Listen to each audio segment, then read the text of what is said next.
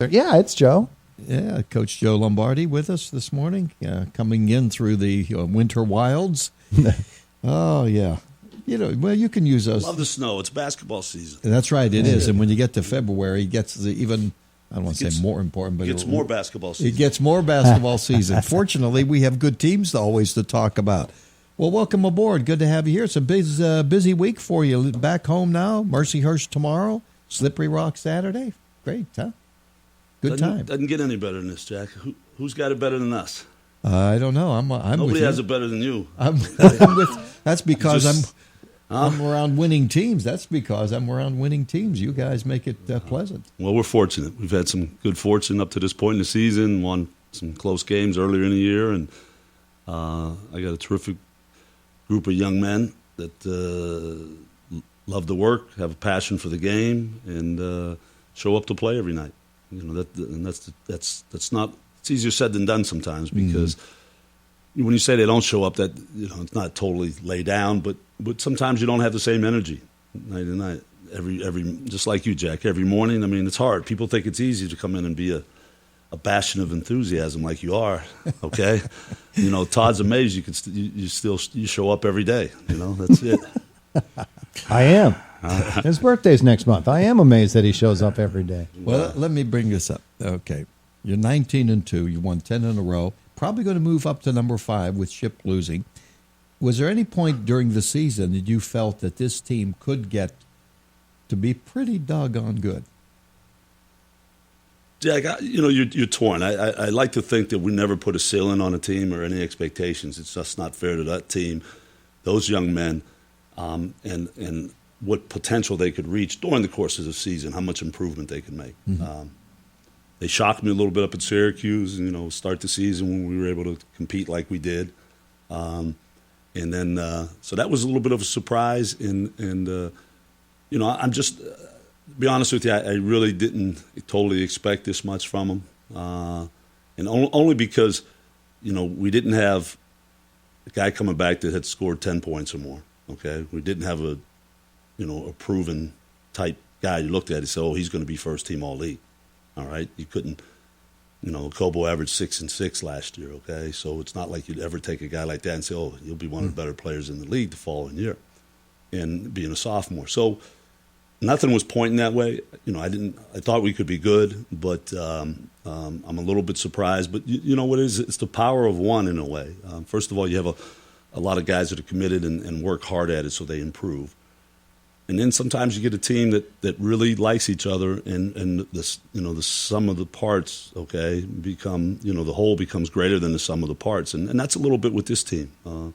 They feed off each other, they're givers, okay, so they elevate each other emotionally and each other's confidence, things like that. So they're believing right now, and it's allowed us to maybe, and we never overachieve, but because it's just about, I feel you're just reaching your potential, but they're making believers out of me. Yeah.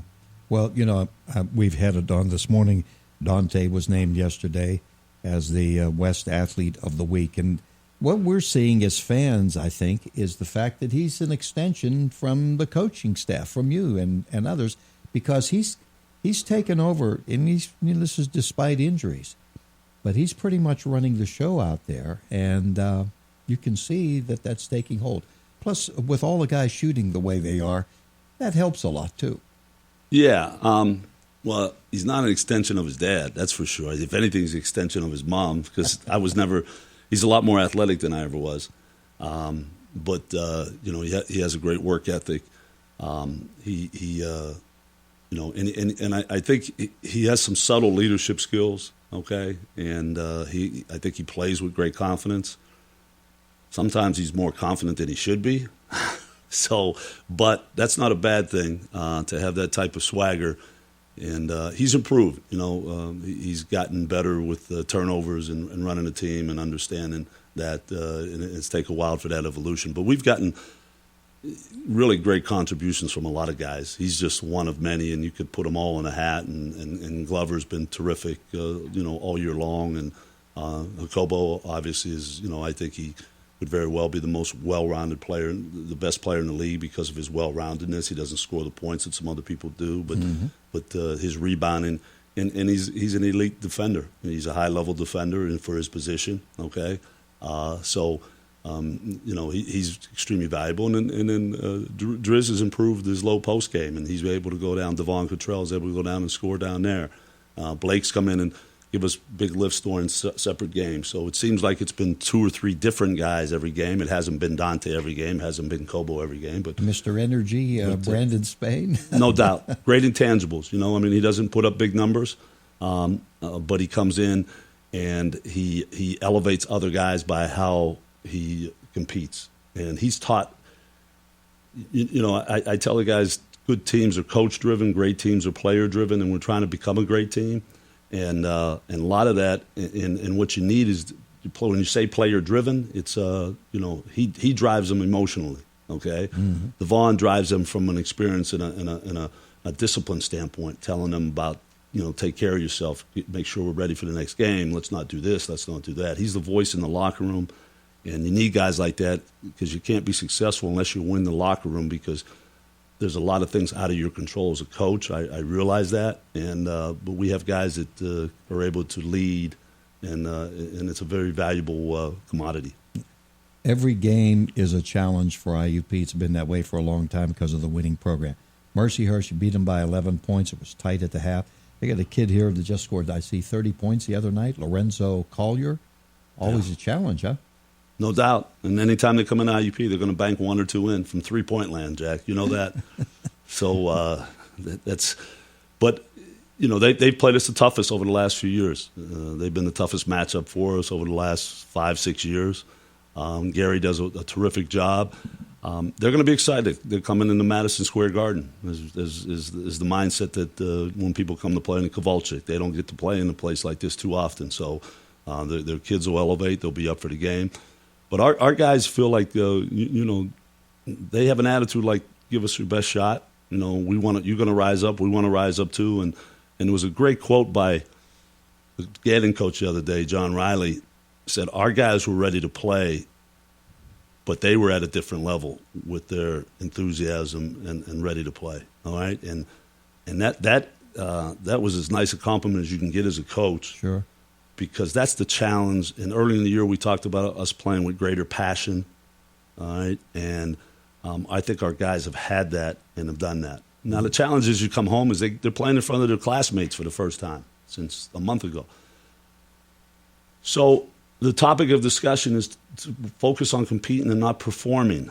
Everybody wants to look good when they go to, and so they get a smile or a wink when they go to class the next day. That's well you're dealing with college kids. So we got to focus on that's the distraction. Having beaten Mercyhurst the first time, that could let some teams could let down on that. Okay, feeling like we know we're going to win. We're at home. We don't. Those are traps. So I had to work hard at practice yesterday, Jack. Like molding their brains, and sometimes as coaches you got to use different techniques, Todd, to brain mold. Yeah, absolutely. And I know it's not always with hugs and cookies and hot chocolate. Jack does the same thing for me every morning. You talked about coming home to the Kovalchik complex, and the schedules, of course, they're very difficult to get games on campus when class is in session. But now you've got 2. You've got one tomorrow. You've got one coming up on Saturday. And IUP's done really, really well in terms of attendance when people aren't on campus. Now you've got a whole campus full of students. I know you'd like to fill that place up. Yeah, we really would. We really would. And long time ago, Frank Condino said, just win and they'll come. And that's not necessarily true. You have to win, but you also have to market and promote it. And we've done some things over the next couple games to try to get people out. But this is basketball season. Football's done except for the Super Bowl. And you can't go anywhere on TV without seeing 5 or 6 games come on. So hopefully we get a turnout because most of the time the people that have come to games this year have really enjoyed the experience. Not just the basketball, but the experience of the KCAC in its own right, whether we play well or not. But then when we play well and our guys compete hard, I think it's worth it, anybody's time. And I like to see the students get behind it. It's really hard with the the way the season's broken up to get some continuity. But there's great opportunity right now for the community to come together. And just one other thing with Mercyhurst, and then you don't have to promote Slippery Rock too much. It's a Saturday, it's Slippery Rock, and Kevin Reynolds is a treat among himself. And then there are some... I heard he's entertaining. Yeah, he is entertaining. And then, of course, we have, I understand, some alumni coming back, too. Several guys have told me they're coming back. And yeah, it's Saturday's alumni weekend, and you always want to put your best foot forward, and there's some people that haven't been on campus for a while there. I think it's a 67 team. I think 67 team that they're honoring at halftime, and then one of the events we're honoring our students, our academics, the athletic students. It's an incredible number. There's like 75 students. We wanted to honor everybody with a 3.0, but we couldn't fit them all on the court. Okay, there's like 75 student athletes with over a 3.8, Jack, last semester. Incredible. So we're proud of that. All of our students, all of our sports here at IUP, and hopefully people can have some time free on Wednesday and Saturday nights and come down and join us. That's the ticket. Thanks, Coach. Appreciate it. And the girls start at 5:30, so if you're up for a long night, we can do it. If I can do it, anybody can do it, right? Yeah. Well, I can't argue with that, Jack. You know what's good? Dante got Player of the Week, and Carolyn Appleby. So there you go. One at each side playing the same position.